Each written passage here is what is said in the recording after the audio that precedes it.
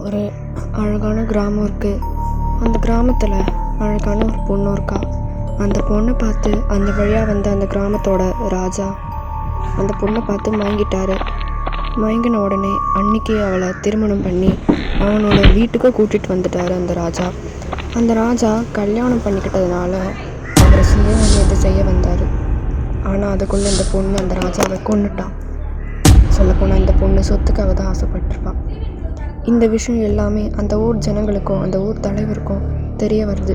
அதுலேருந்து ஒரு ஆள் வந்து ஊர் தலைவரை ஏற்றி விடுறாரு, இந்த பொண்ணு சொத்துக்காக தான் ஆசைப்பட்டு ராஜாவை கொண்டுட்டான்னு.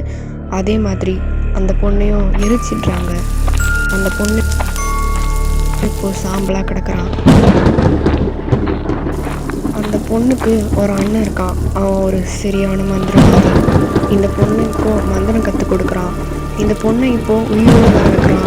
ஆனால் அவள் பேயாக தான் நிற்கிறான். அவளுக்கு உண்மையான உருவத்தை கொடுத்துட்றான். அவன் இப்போது இன்றைக்கி இருக்கிற யூனிவர்ஸில் அந்த பொண்ணை அனுப்ப போகிறான். அதாவது இன்றைக்கி உலகம் எந்த மாதிரி நிலமையில் இருக்குது அந்த உலகத்துக்கு அனுப்ப போகிறான். அந்த பொண்ணு எப்போவுமே இதே அழகோட தீராத அழகோட இருக்கிறதுக்காக அவனோட அண்ணன் மந்திரவாதி என்ன சொல்கிறான்னா, மாதம் ஒரு ஆண் மகனை தேர்ந்தெடுத்து அவனை ஏமாற்றி மயக்கி கல்யாணம் பண்ணிக்கணும். இவன் தான் பலியாக போகிறவன். ஆனால் கடைசியில் என்ன நடக்கும்னு அப்புறமா தான் தெரிய வரும். அவங்க அண்ணன் சொல்கிறான், இவனை திருமணம் பண்ணிக்கிட்டு இவனோட ரத்தத்தை ஃபுல்லாக ஒரு மாதமாக உரியணும். அதுக்கு திருப்பி இவளுக்கு உயிர் கொடுக்குறான். அதாவது பேய் ரூபத்திலேயே அவளை இன்னொரு உலகத்துக்கு அனுப்புவான்.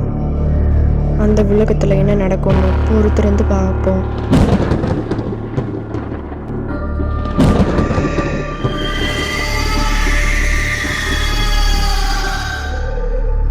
இந்த வீடியோ உங்களுக்கு பிடிச்சிருந்ததுன்னா சப்ஸ்கிரைப் பண்ணிவிடுங்க. பார்ட் 2 சீக்கிரமாக அப்லோட் ஆகிடும். லைக்கும் பண்ணுங்கள்.